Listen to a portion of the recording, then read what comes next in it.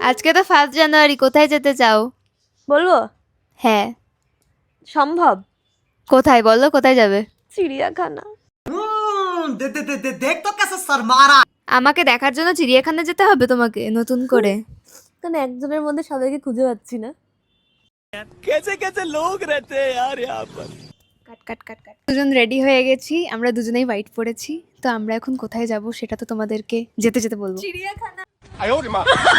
আমাদের র্যাপিডো বুক করা হয়ে গেছে। কই গেলে? কোথায়?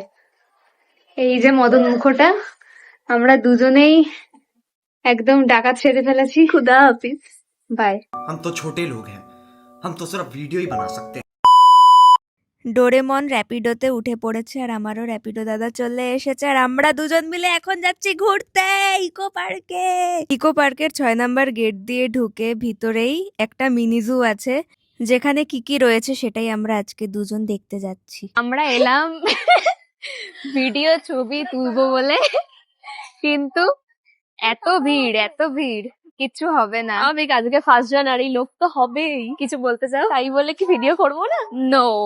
টিকিট কেটে ভিতরে ঢুকেই বাঁ হাতে ছিল একটা বড় খাঁচার মধ্যে অনেক অনেক ম্যাকাও পাখি, আর তারপরেই আমাদের সব থেকে পছন্দের একটা ক্যাফেটেরিয়া। এখানে নাকি ক্রোকোডাইলও আছে, কিন্তু এটা একটা প্লাস্টিকের ক্রোকোডাইল ছিল। এখানে আসো, কিছু একটা আছে। হাই জিরা। হাই। হাই জিরা। হ্যালো। কেমন লাগছে? কি করছিলাম গলাটা নিয়ে এখানে? তুমি ওটা, তুমি আর আমি কত সামনে চলে এসছে। আয় আয় আয়। সব কি করছে লোকজন, চলে যাচ্ছে আবার আসবে। আর এখানে একটা জেব্রাও ছিল যে আমাকে পাত্তা না দিয়ে চলে যাচ্ছিল বারবার। প্রচুর প্রচুর পাখির ঝাঁক যাচ্ছে আর একসাথে। এখানে নিচে একটা পাখি রয়েছে, যেমন কি একটা মনে করে নিজেকে ম্যাকাও। अच्छा बेटे टिकटॉक ये हो। সেম দেখতে দুজনে, পুরো সিমিলার। আর এই একটা কিউট বাচ্চা।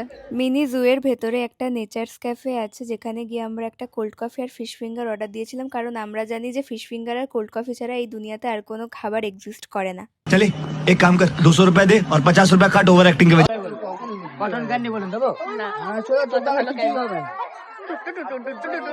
মিনি জু ঘোরা কমপ্লিট। ইকো পার্ক থেকে বেরিয়ে আমরা দুজনে আবার র্যাপিডো করে নিয়েছিলাম, কারণ এখন আমরা যাচ্ছি একজনের সাথে দেখা করতে।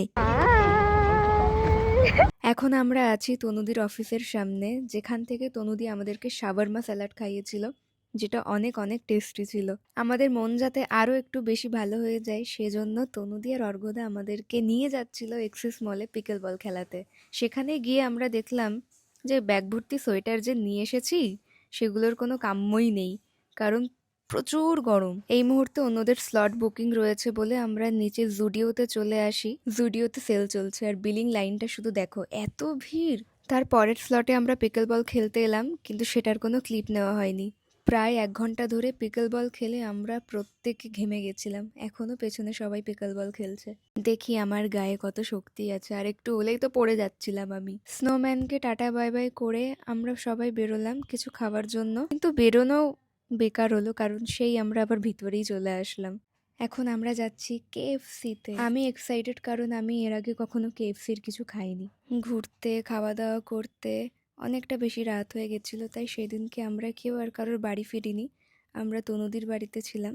তো আজকের ব্লগটা এটুকুই, টাটা বাই বাই।